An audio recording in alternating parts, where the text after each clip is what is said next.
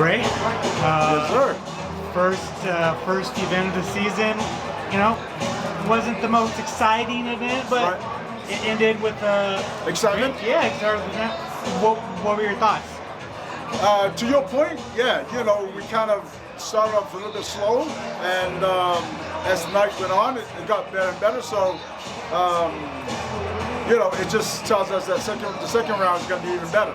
But I think next week, fighters are now watching this and then realize that they got to come and bring it. So, and that's the other, talking point for me when we do the fighter meeting is that, you guys are fighting for a world title and $1 million, so you can't go out there and just think you can walk through with 3 points.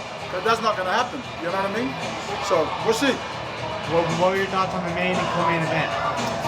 The co-main event, I was surprised the way it happened. I thought it was going to be a finish there because I figured these two guys are big, strong guys, both fast.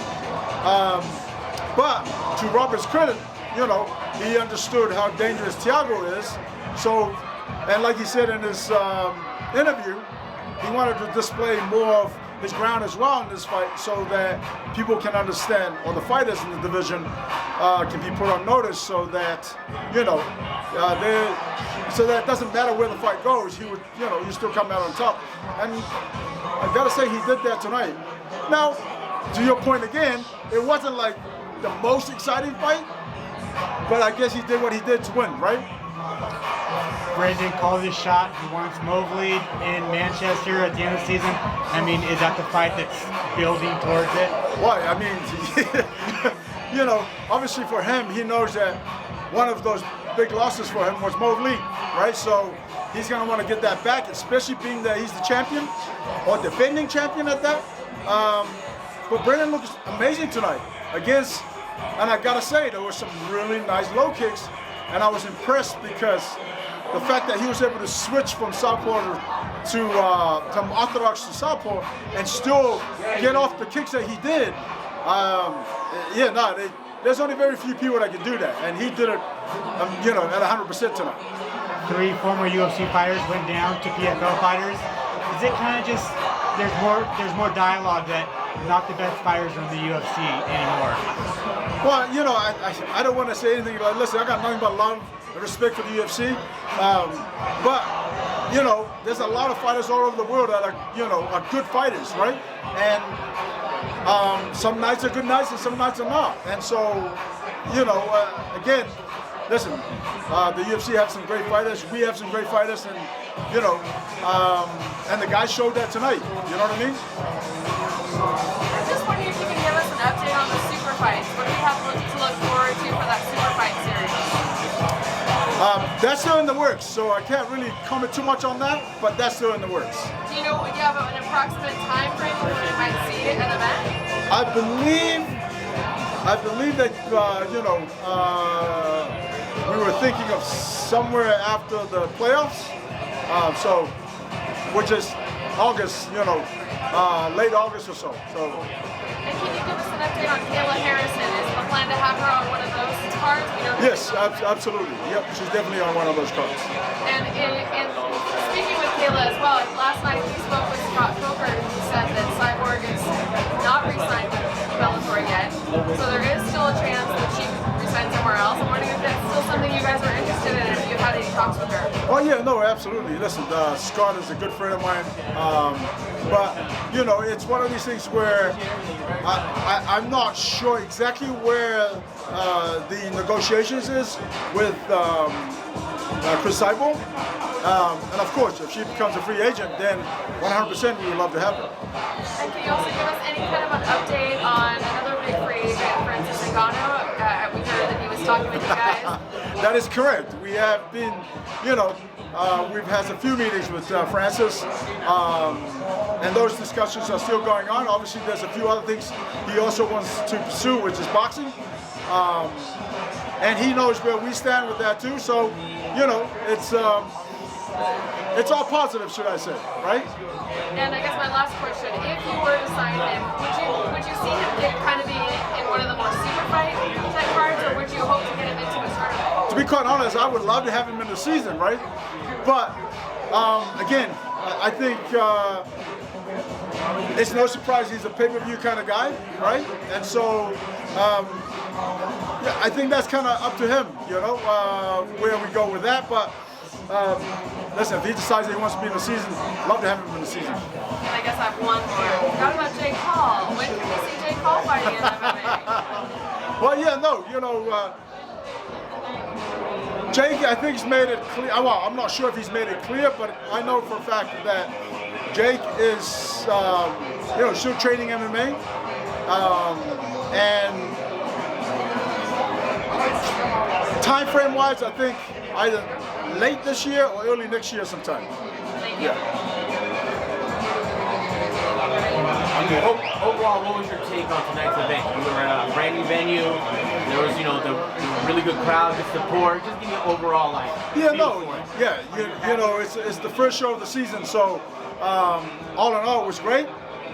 But to your point earlier, we need a little bit more excitement, and I think next week that's going to happen even more so. Excellent. Good luck with that. Thank you.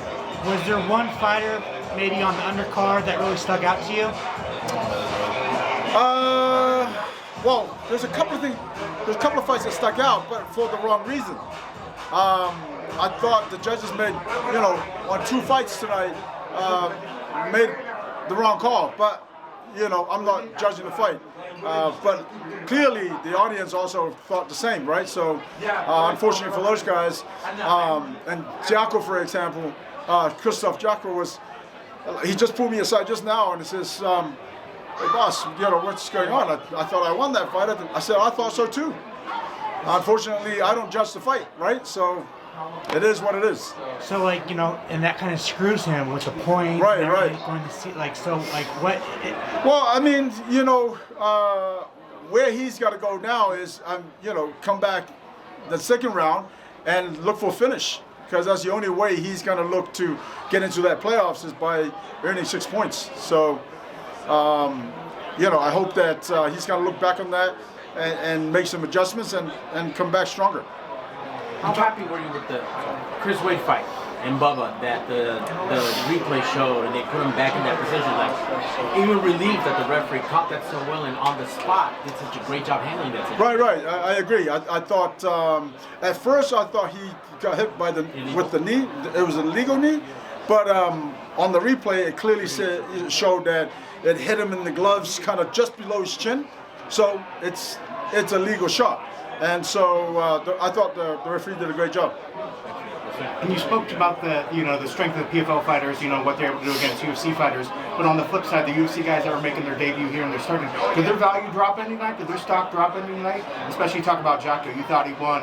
Thiago, people are expecting a lot of things from him. Right. Watching their performance out there, are they still as dangerous and as strong and as valuable to what you thought you guys could get out of them? Yeah, I mean, okay, let's look at who he fought, right? So Thiago fought the PFL champion, right?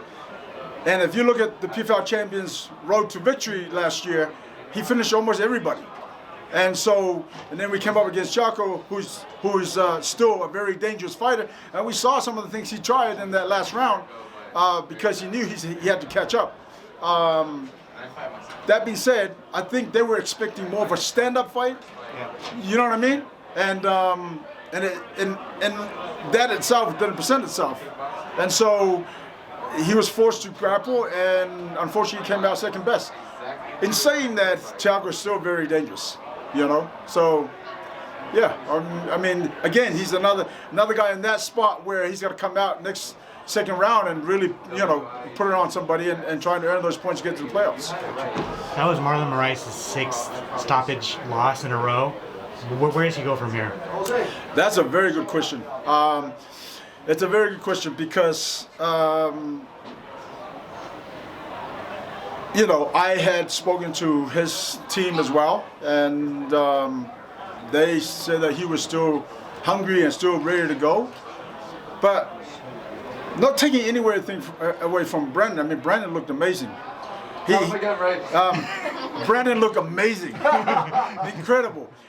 And I'm not just saying because Brandon's sitting there, but the fact that we saw him in the championship, and the way he won the championship was amazing, right?